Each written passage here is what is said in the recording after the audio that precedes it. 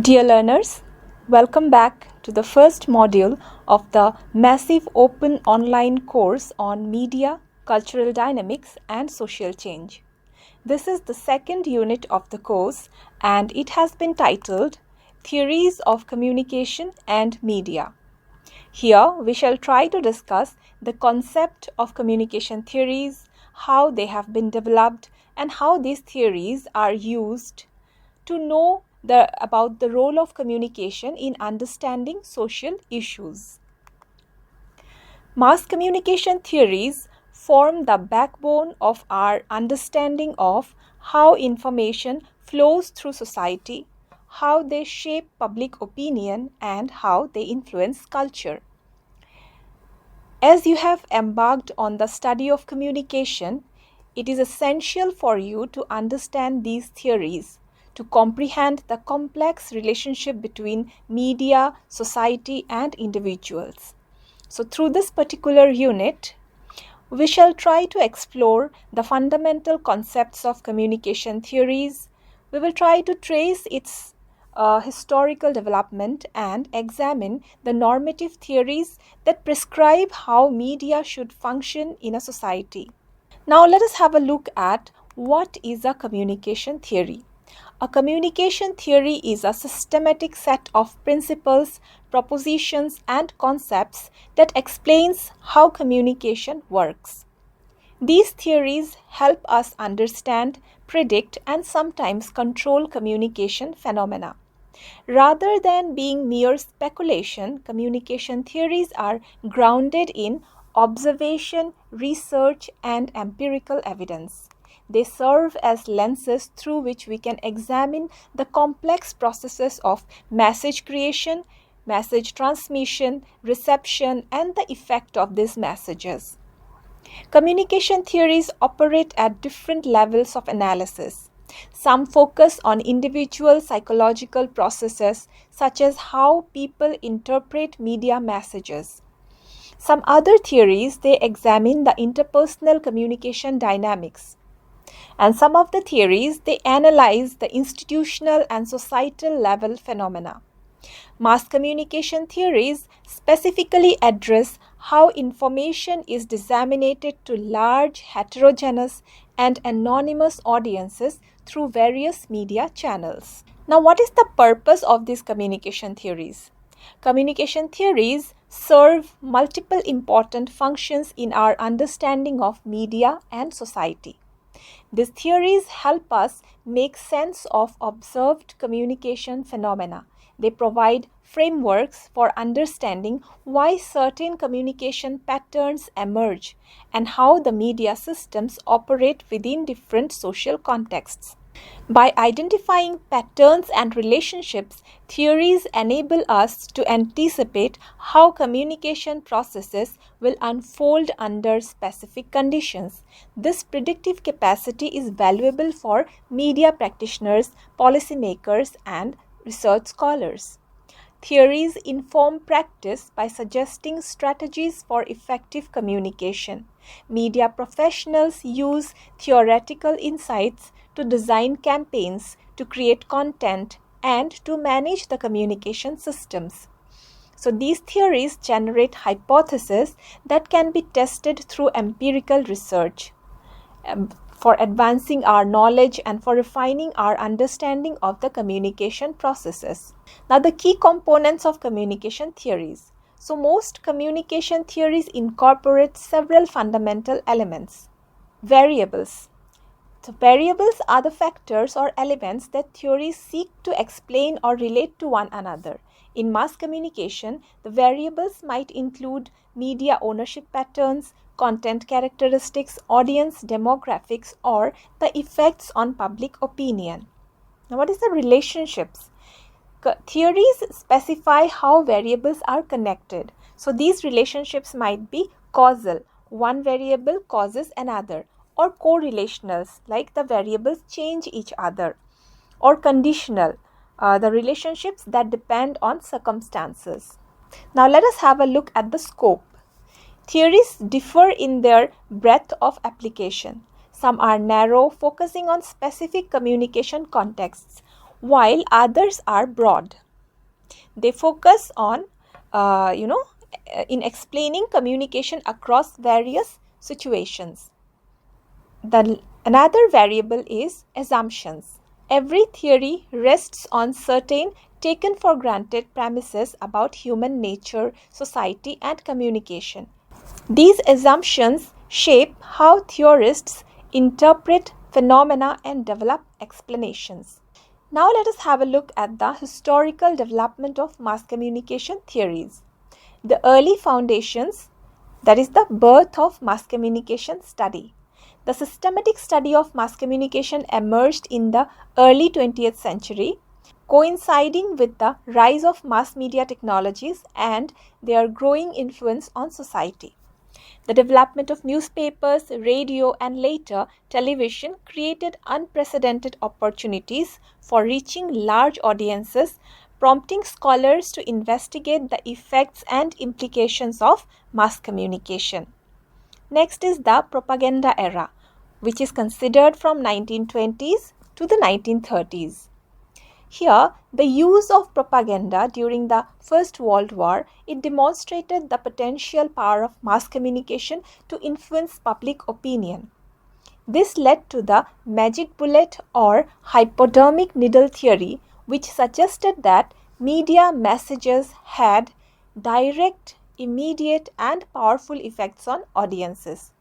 This early perspective assumed that audiences were passive and vulnerable to media influence, much like a patient receiving an injection. Next comes the empirical turn, that is from the 1940s to the 1950s. Systematic research began to challenge simplistic notions of media power. Scholars like Paul Lazarsfeld conducted empirical studies revealing that media effects were more complex and limited than previously thought. The two-step flow theory emerged, which we have discussed already. It suggested that information flows from media to opinion leaders who then influences others in their social networks. This discovery highlighted the importance of interpersonal communication and social context in mediating media effects. Now let us have a look at the evolution of theoretical perspectives. The first era is known as the limited effects era, that began from the 1950s to the 1960s. Research during this period emphasized the limited power of media to directly challenge the attitudes and behaviors. Studies found that audiences were selective in their exposure to media. They actively seek information that reinforced existing beliefs while avoiding dissonant messages. The concepts of selective exposure, selective perception, and selective retention, they suggested that audiences were far from passive recipients. These three concepts, selective exposure, selective perception, and selective retention, they suggested that the audiences chose the media messages as per their own needs. They select, as per the exposure, selective exposure, they received the messages. Now comes the 1970s and to the 1980s. This era is known as the powerful effects redux. New research methods and changing media landscapes led scholars to reconsider media power. Theories like agenda setting, they suggested the media influences what issues people think about, and the cultivation theory, which suggested that proposing that heavy television viewing shapes perceptions of reality. These all have been discussed in the later units. These theories, they reaffirmed media's significant, though indirect, influence on society. So these theories, they acknowledged that media might not tell people what to think. They significantly influenced what people thought about and how they perceived the world. Next comes the digital revolution, which is considered from the 1990s to the present times. The emergence of the internet, the social media, and the digital technologies has transformed mass communication, prompting new theoretical developments. The contemporary theories address issues of interactivity, user-generated content, network effects, and the fragmentation of media audiences. It talks about, when we say interactivity, we are talking about how the social media has brought about the interactivity in mass communication, how there is the interaction between the two sides, the creator and the consumer. The user generated content basically means how the consumers themselves are generating content.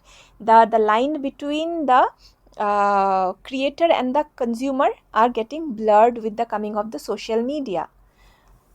The traditional distinction between mass communicator and audience has blurred, so it required theoretical frameworks that account for more complex participatory communication environments. Now let us talk about the normative theories of mass communication. Normative theories occupy a special place in mass communication scholarship. Unlike descriptive theories that explain how media systems actually function, normative theories prescribe how media should operate to serve society's best interests. They address fundamental questions about relationships between media, government, and the citizens. They ask, what responsibilities should media organizations bear?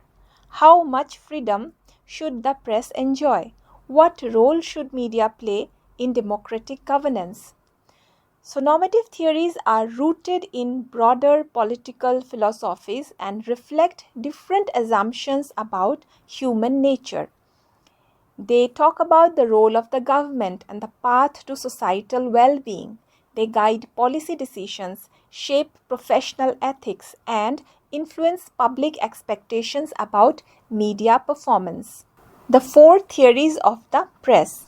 In 1956, Fred Siebert, Theodore Peterson, and Wilbur Schramm, they published four theories of the press, which became the most influential framework for understanding normative approach to media systems. While this framework has been critiqued and refined over the decades, it remains a valuable starting point for understanding how different societies conceptualize the press-government society relationship. Let us have a look at the first theory, that is the authoritarian theory. The authoritarian theory emerged during the age of absolute monarchies in the 16th and 17th century Europe. It represents the oldest normative approach to media and state relations.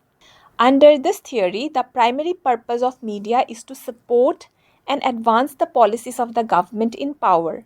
Media exists to serve the state, which is seen as the embodiment of society's interests.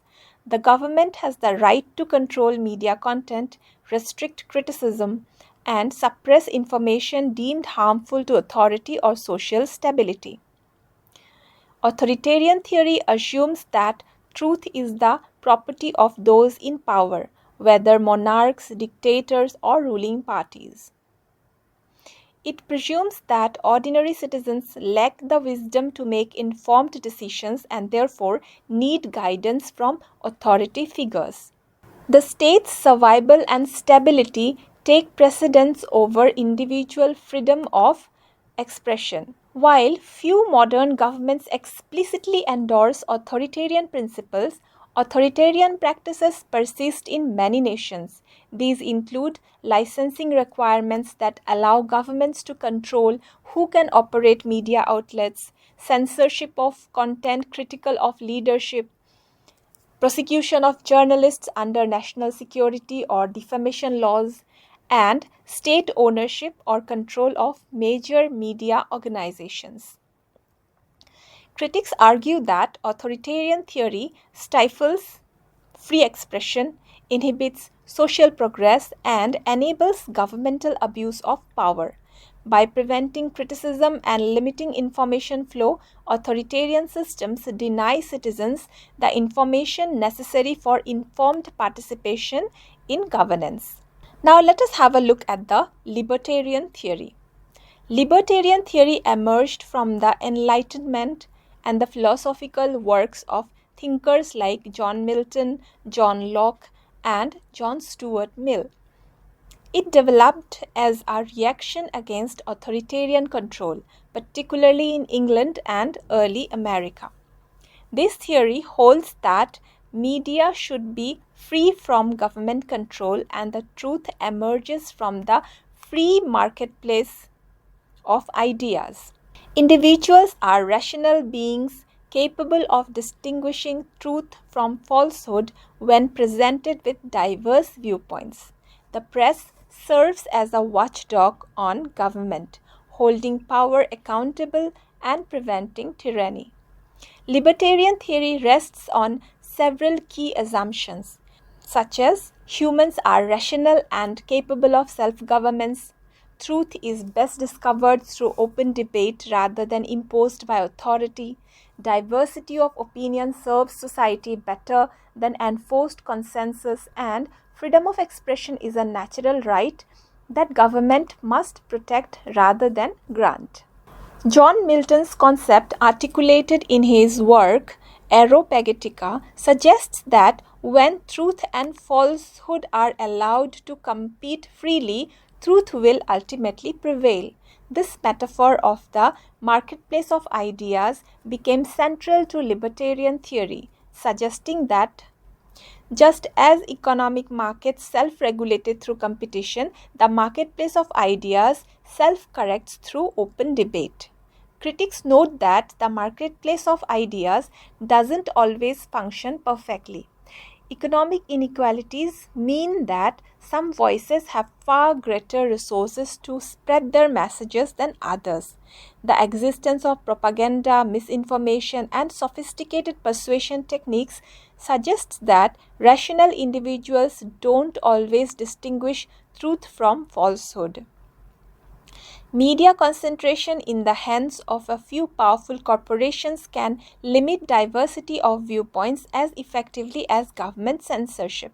After the libertarian theory, let us now talk about the social responsibility theory. Social responsibility theory emerged in the mid-20th century, particularly influenced by the 1947 Hutchins Commission's report on press freedom in the United States. It developed as a response to perceived failings of libertarian approaches, particularly media sensationalism, concentration of ownership, and inadequate service to society's needs. This theory maintains that media freedom comes with obligations. While rejecting the government control, social responsibility theory argues that media should voluntarily meet certain standards, providing truthful, comprehensive, and intelligent account of events, serving as forums for diverse viewpoints, presenting representative pictures of society's constituent groups, clarifying society's values and goals, and providing full access to information. So, social responsibility theory attempts to balance freedom and accountability. It recognizes both the dangers of government control and the problems that arise when media pursues profit without considering social consequences. Media should be free, but this freedom should be exercised responsibly with concern for public welfare. So, social responsibility theory envisions multiple accountability mechanisms, professional ethics, and standards developed by journalists themselves, media criticism from independent observers, audience feedback, and as a last resort, government regulation to ensure minimum standards are met. Self-regulation is preferred, but the theory acknowledges that external intervention may be necessary when self-regulation fails. Social responsibility theory remains highly influential in democratic societies. It underlies press councils, codes of journalism ethics, public service broadcasting requirements, and various media accountability initiatives. Debates about fake news, media bias, and platform responsibility in the digital age often invoke social responsibility principles. Some libertarians argue that social responsibility theory opens the door to government interference, as authorities may define responsibility in ways that serve their interests. Others question who should determine what constitutes responsible media behavior and worry that social responsibility mandates could suppress controversies or unpopular perspectives. Now let us look at the Soviet communist theory. This theory is developed in the Soviet Union. It followed the 1917 Bolshevik Revolution and was subsequently adopted by other communist states. It represented a distinct approach to media-state relations based on Marxist-Leninist ideology. Soviet communist theory viewed media as instruments of the state and the ruling party. It is used to advance towards communist objectives. Unlike the authoritarian theory, which simply demands media support for rulers, the Soviet theory is grounded in media's role in Marxist philosophy, seeing media as tools for achieving the dictatorship of the proletariat and for building a classless society. Media was expected to educate citizens in the communist ideology, mobilize support for party policies, and contribute to social and economic development. So, truth was defined in terms of alignment with Marxist-Leninist principles and party doctrine. Media served primarily as propaganda tools, though propaganda was not considered a pejorative term but rather education in correct ideology. All media were state-owned and journalists were considered workers of the state. Content were strictly controlled through censorship, party guidance, and the requirement of all information served the goals of communist construction. Critical coverage of leadership or questioning of party policies was not permitted. While Soviet communist theory shaped media systems across much of the 20th century, the collapse of the Soviet Union and transitions in Eastern Europe and elsewhere have led to its decline. However, elements persist in remaining communist states and inform media practices in some authoritarian regimes that maintain socialist rhetoric. So, beyond the four theories, the democratic participant theory we can discuss about. It was developed by scholars who are dissatisfied with the top-down nature of the earlier theories. Earlier theories such as democratic participant theory, also called as the development support communication in some contexts, it emphasizes grassroots participation and access to media. It argues that ordinary citizens should have opportunities to create media content and share their perspectives, not merely consume messages from elite institutions. This theory has gained renewed relevance in the digital age as social media and online platforms enable unprecedented levels of user-generated content and participatory communication. It challenges the traditional producer-consumer divide and envisions a more egalitarian communication landscape. Development media theory. It particularly is relevant to developing nations. Development media theory suggests that media should actively support national development goals, economic progress, and social stability. While recognizing the value of press freedom, this approach argues that developing countries face unique challenges that may justify some government guidance of media to promote literacy, health, agricultural improvement, and nation building. Critics warn that development media theory can be used to justify authoritarian control under the guise of development priorities. Supporters respond that Western libertarian models may not suit countries at different stages of economic and political development. Now, what is the role of normative theories in society? They play a role in guiding policy and regulation. Normative theories provide frameworks for media law and policy.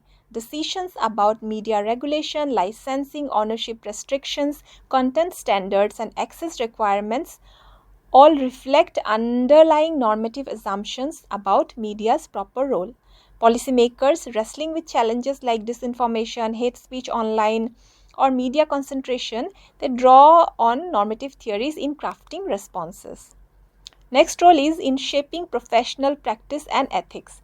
Journalism codes of ethics, editorial standards, and professional norms embody normative theory principles. The commitment to accuracy, fairness, independence, and accountability found in journalism ethics, they reflect social responsibility theory. Debates within the newsrooms about proper practices, when to reveal anonymous sources, how to cover sensitive topics, whether to publish leaked information, they all are fundamentally debates about the normative principles. Third role is informing public expectations. Citizens' expectations about media performance reflect normative theories absorbed through cultural socialization. When people criticize media bias, demand greater accountability, or expect media to investigate government wrongdoings, they are expressing normative views about media's proper role. Understanding normative theories help us recognize the often unstated assumptions underlying these expectations.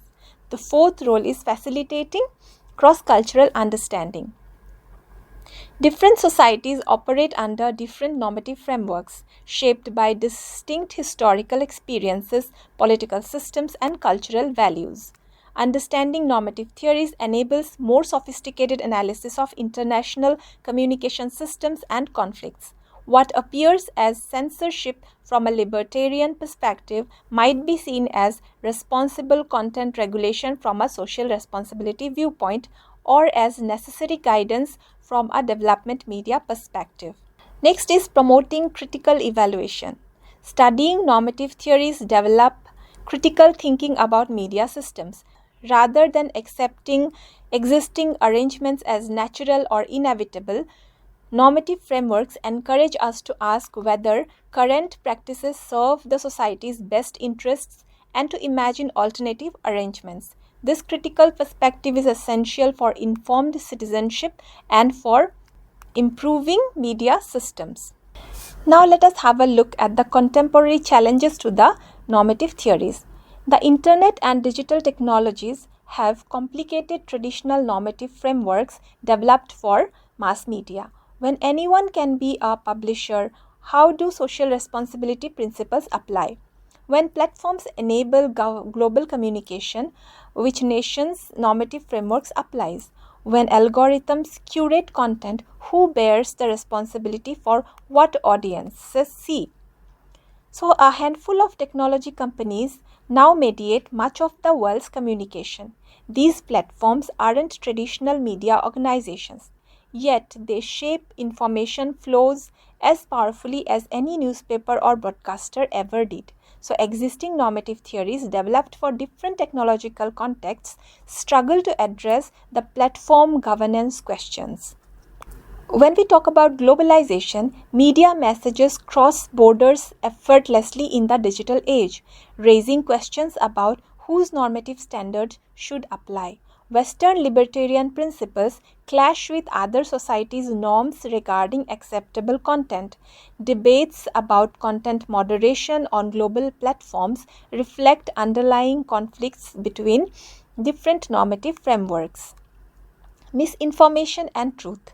The proliferation of misinformation challenges the marketplace of ideas metaphor central to libertarian theory.